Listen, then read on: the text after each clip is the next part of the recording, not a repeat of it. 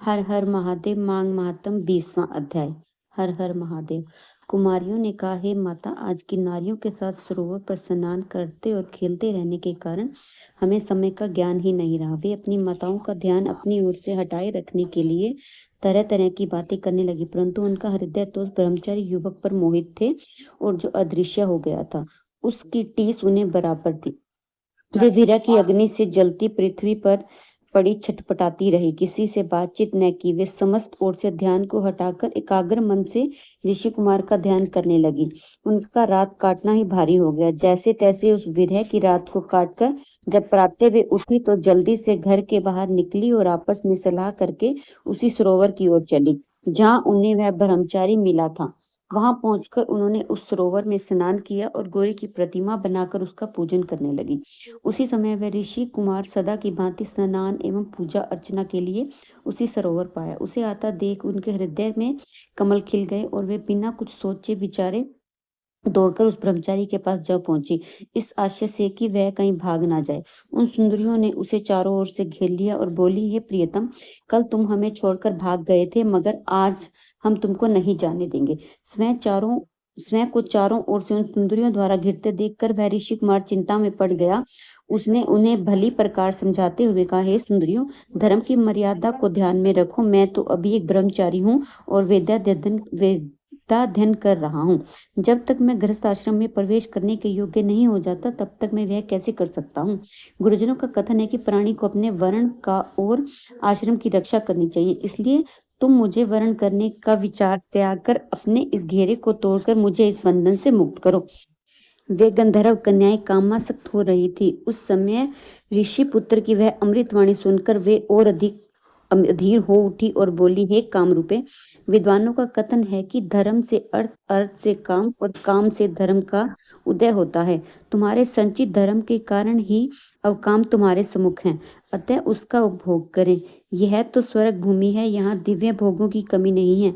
उचित है कि आप हमें निराश न करें और हमारे कामाग्नि से जलते हुए हृदय को शांति पहुंचाएं। तब उस ऋषि कुमार ने गंभीर होकर कहा, हे देवियों, तुम्हारा कथन न्याय संगत है, परंतु आप मेरी कठिनाई को बिना देखे ही अपना निर्णय दे रही हैं। मुझे अपने ब्रह्मचर्य व्रत को समाप्त करने के लिए गुरु की आज्ञा लेना अनिवार्य है। तब वह कन्याओं ने काम से विफल होकर कहा, तुम महान मूर्ख हो। शास्त्रों का कहना है कि बुद्धिमान वही है जो सहज प्राप्त होने वाली दिव्य औषधियों, ब्रह्म रसायनों, सिद्धियों, निधियों, रसों, कलाओं, सुंदर स्त्रियों, मित्रों और धर्म सिद्धि को नहीं त्यागता। यदि ये वस्तुएं अनायास ही तुम्हें प्राप्त होती हैं तो उसे किंचित भी आलस्य नहीं करना चाहिए। जिसे हम जैसी सुंदरी प्राप्त होती है वह बड़ा भाग्यशाली होता है। हमारी सुंदरता को देखो और हमारे कुल आदि को समझो। देव की गति है हम तुम जैसे तपस्वी कुमार पर ही आसक्त हुई। अब तुम्हारा कल्याण इसी में है कि हमारे साथ गंधर्व विवाह करके हमें स्वीकार करो, अन्यथा हम इस वन में निराश होकर अपने प्राण त्याग देंगे। तब उस धर्म प्राण ऋषि कुमार ने कहा, हे सुंदरियों, धर्म, अर्थ, काम, मोक्ष चारों वेद विधि पूर्वक सेवन करने से ही प्राणी को उनका सुफल प्राप्त होता है। अतः जब तक मेरा ब्रह्मचर्य व्रत पूर्ण नहीं हो जाता, तब तक मैं कदापि तुम्हारा वर्ण नहीं कर सकता, क्योंकि समय से पूर्व किया गया कर्म उसी प्रकार नष्ट होता है जैसे कि सागर में डाला गया एक लोटा जल। हे कन्याओं, इस समय मेरा मन धर्म में आसक्त है, अतः मैं तुम्हारी इस इच्छा की पूर्ति कदापि नहीं कर सकता। उसके इस उत्तर को जान और अपनी काम वासनाओं से मदान हुई उन युवतियों ने अपने हाथों को छोड़ दिया और सबकी सब एक होकर ऋषि कुमार से चिपट गई। प्रोमेदिनी ने उनसे चरण पकड़े, सुशीला और सुरा ने उसकी दोनों भुजाओं से जकड़कर पकड़ लिया, सुतारा उसके वक्त से चिपक गई और चंद्रिका उसके मुख को चूमने लगी। इस प्रकार कामोशक्ति ने गंधर्व कन्याओं के उत्तेजित करने पर वह ऋषि कुमार अपने धर्म की रक्षा में सफल रहा। उसे प्रचंड क्रोध आया और तब वह श्राप देते हुए बोला, हे कामशक्तियों, तुमने पिशाचियों की भांति मुझे घेरा है, अतः अब तुम पिशाचियों का रूप ग्रहण करो। इस श्राप को सुनते ही वे छिटक कर दूर हुई और क्रोध में भरकर बोली, हे पापी, हम निरपराध कन्याओं को तूने यह श्राप क्यों दे दिया? तू धर्मज्ञ नहीं है, जो प्रिय और अप्रिय काम का भी भेद नहीं समझता। सभी जानते हैं कि प्रेम पात्र भक्त एवं मित्रों के साथ द्रोह करने वाले को कोई सुख नहीं मिलता। जैसे तूने हमारे साथ किया है, उसका फल तुझे भी प्राप्त हो सके, इसलिए हम भी तुम्हें श्राप देती हैं कि तू भी पिशाच हो जा। इस प्रकार परस्पर श्रापों के आदान प्रदान से वे कन्याएं पिशाचिनी और वह ऋषि कुमार पिशाच बनकर उसी सरोवर के तट पर निवास करने लगे। हे राजन, धर्म के फल को प्राणी अवश्य ही प्राप्त करता है। कर्म फल सदैव छाया की तरह प्राणी के साथ रहता है। देवता भी कर्म फल से मुक्त नहीं होते हैं। उनके माता पिता घर पर उसके लिए व्यतीत थे और वे इस सरोवर के किनारे भटकते हुए पिशाच योनि को भोग रही थी।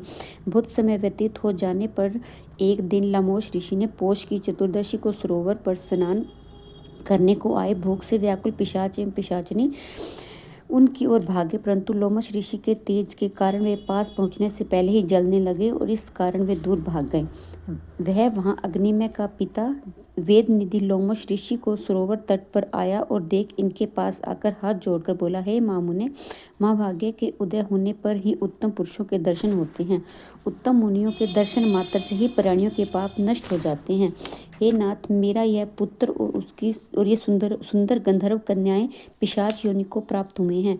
ये इनके परस्पर श्राप का प्रभाव है। इतना कह उन्होंने संपूर्ण वृत्तांत ऋषि को सुनाते हुए कहा, हे मुने, आपके दर्शन मात्र से इनका निस्तार होगा। अब आप कृपा करके इनके श्राप नष्ट होने का उपाय बताइए और इनके दुख को दूर कीजिए।